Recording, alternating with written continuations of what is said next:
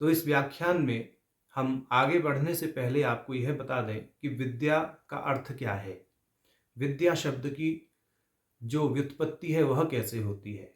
तो जो विद्या शब्द है यह विद धातु में क्यप प्रत्यय के बाद टाप प्रत्यय करके निष्पन्न होता है। इसका सामान्य अर्थ तो ज्ञान ही है।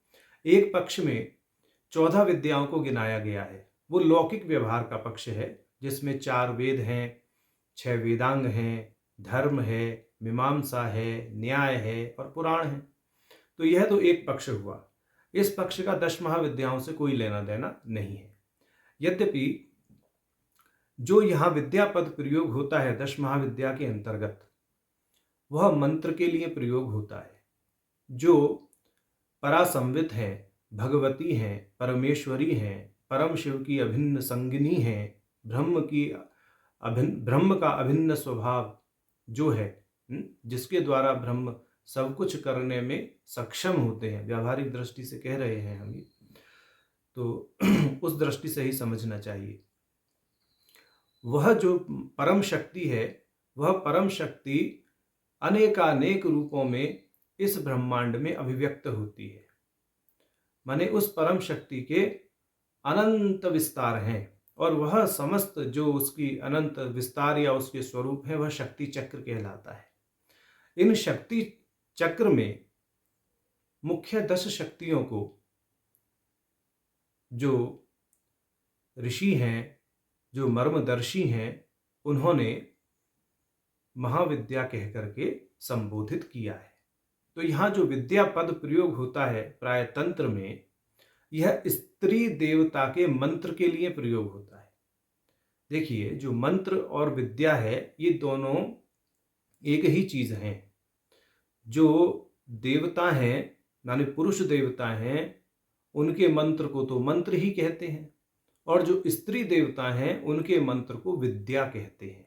कहाँ से बोल रहे हैं अभी उसका प्रमाण भी देंगे हम। तो ये जो विद्या हैं माने मंत्रात्मक जो विद्याएं हैं, ये भगवती का स्वरूप ही है।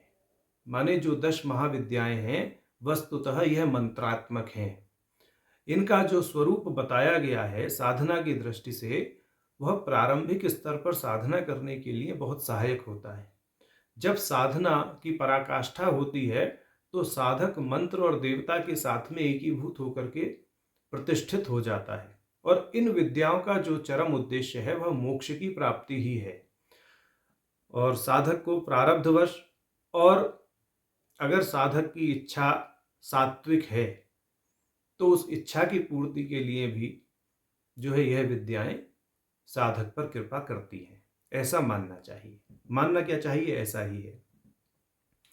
अब जो मंत्र और विद्या का भेद है उसके विषय में नित्य षोडशिका अर्णव तंत्र एक बहुत प्रचलित तंत्र है श्री विद्या संप्रदाय के अंतर्गत।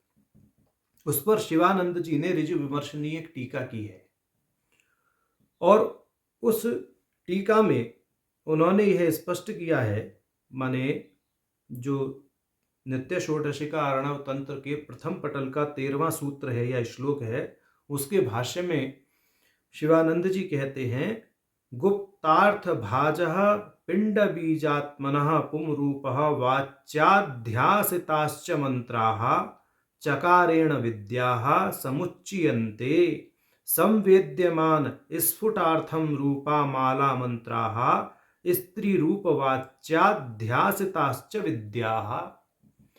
कि जो पुरुष देवता हैं उनकी साधना में प्रयुक्त होने वाले जो वर्ण संघातात्मक जो मंत्र हैं उन्हें मंत्र कहते हैं, और स्त्री संज्ञक देवताओं के सपर्या अर्चन पूजा जप सिद्धि आदि के लिए जिन वर्ण संघातात्मक मंत्रों का प्रयोग होता है वह विद्या कहलाती है।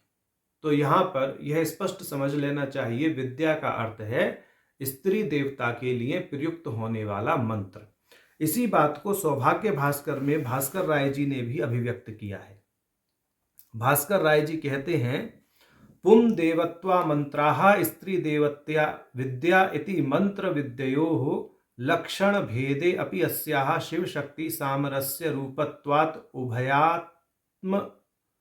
उभयात्मता इति द्योतनाय मंत्राणाम मध्ये विद्या इति उक्तम। ये कह रहे हैं कि पुरुष देवता के लिए मंत्र नियोजित हैं और स्त्री देवता के लिए विद्या का विधान है शास्त्रों में, इसीलिए मंत्रों के बीच में विद्या की परिगणना भी करी गई है। तो ये जो 10 महाविद्याएं हैं, वस्तुतः इनके जो स्वरूप की यदि बात की जाए तो वह क्या है, मंत्रात्मक है। ये समझ लेना चाहिए सबसे पहले। यहाँ माने 10 महाविद्या के जो चित्र लगा करके हम साधना करते हैं वह पक्ष एक अलग है, वह बड़ा प्रारंभिक पक्ष है तांत्रिक साधना का, परंतु इसके चरम पक्ष को देखें तो वह विद्यात्मक पद यानी मंत्रात्मक पक्ष है। और वहां पर जो मंत्र है, जो नाद है, मंत्र भी वह लिखा हुआ मंत्र नहीं, मंत्र का अर्थ है उच्चारण से स्फुटित जो नाद है, वह उस नाद का प्रभाव जो है साधक के ऊपर पड़ता है और उस नाद से ही साधक अन्य कार्यों को सिद्ध करता है, चाहे वह तांत्रिक प्रयोग है, चाहे वह तांत्रिक उच्चाटन मारण इत्यादि है, यद्यपि करने नहीं चाहिए, परंतु वह उसी नाद के आघात से ही सिद्ध होते हैं। यह यहाँ स्पष्ट समझ लें। अब आगे यहाँ ये भी एक बात समझ लें, जब बात चल ही रही है मंत्र विषयक, तो नित्या तंत्र में 5 प्रकार के मंत्रों, मतलब मंत्रों का वर्गीकरण 5 प्रकार से करा गया है। तो नित्या तंत्र में कहा गया है मंत्रा एकाक्षरा पिंडा करतर्यो द्वयाक्षरा मता वर्णत्रयं समारभ्य नवारणा विधिबीजकाः ततो दशारणमारभ्य यावत् 20 मंत्रकाः तत् ऊर्ध्वं गता मालास्तासु भेदो न विद्यते।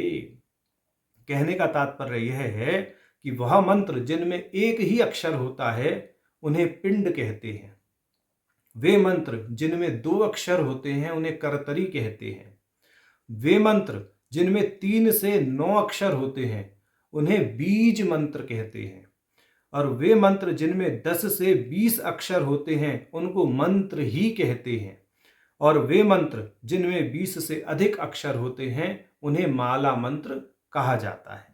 तो ऐसा नित्या तंत्र का वचन है।